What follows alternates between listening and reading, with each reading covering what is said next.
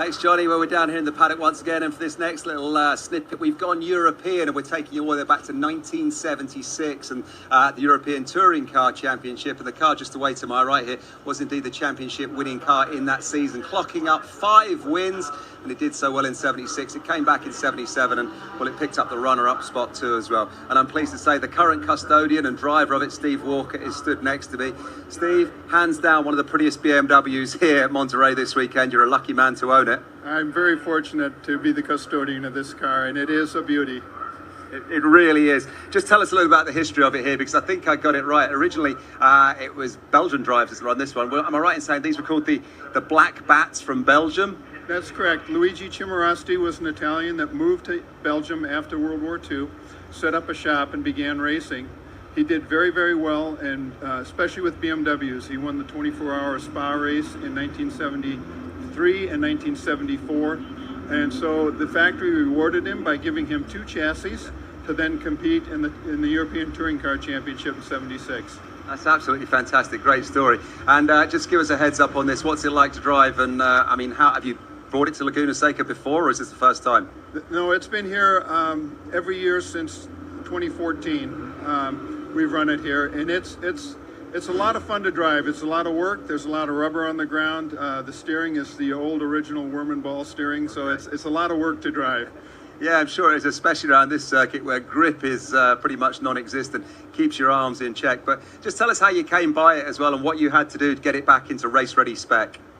I was looking for a CSL with history. Yeah. I had a CSL that I was racing at the time, but it really didn't have history. I became aware of this car in Italy. A couple of other collectors were after it, and so we went over and looked at it and verified that it was the car, the 76 championship car, and bought it out from under them. And I made 2 collectors not very happy, but made me very happy. Yeah, I'm sure it did. And once you got your hands on it, was there much you had to do in the shop to get it ready to go back to the track? Yes, we did. It was had been converted to a Group 5 car with the box flares and had been repainted with the motorsport livery, the white with the motorsport stripes, and I wanted to take it back to its championship winning livery. Yeah. So we basically had to strip everything off, but the good thing about that was underneath the fiberglass panels we found the old original paint, the red and white UFO stripes from 77, the black and the red and the green. We found all of those colors under there, so we knew for sure then that we had the right car. Yeah. We rebuilt the motor and transmission and all the other running pieces, and had it on track actually within 90 days of its arrival in the United States. So it was a quick turnaround. So you just had 3 months to do all that work and get it ready to go? Yeah, that's correct. That's fantastic. Did you have a race in mind? You thought we've got to get it ready for this one? We wanted to get it into the Charity Challenge up at Sonoma. That was kind of our target race, and we made it. Oh, well done to you, sir. And just tell us how excited you are this weekend to be here at Laguna Seca and getting back behind the wheel of it. It's wonderful. We missed last year. Yeah. We really did miss last year, so it's really great to be back here this year. And I haven't driven this car for a couple of years because of that. So it's fun to get back behind the wheel of this boy.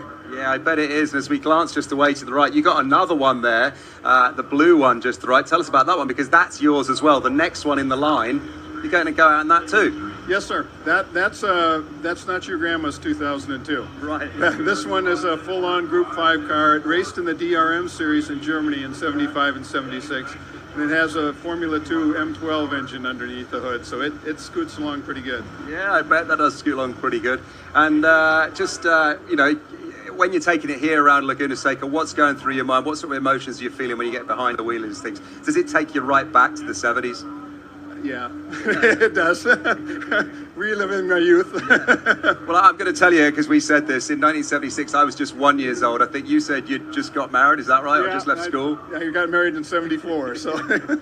So these are the cars that you were looking at then from back in the day, and it must be a wonderful position to reach a point in your life where you think, I remember that car, now I can get my hands on it. Yeah, it is. And I was able to meet Hans Stuck that drove this car at the Nürburgring at Amelia Island a couple of years ago when he was the honored driver. They invited my car down to participate in that night, so I got to got to meet him. He's such a gentleman. I got him to sign the dashboard, so that was a very special moment because, I watched him race and I thought he was just, he was one of my heroes. So it was really great to meet him.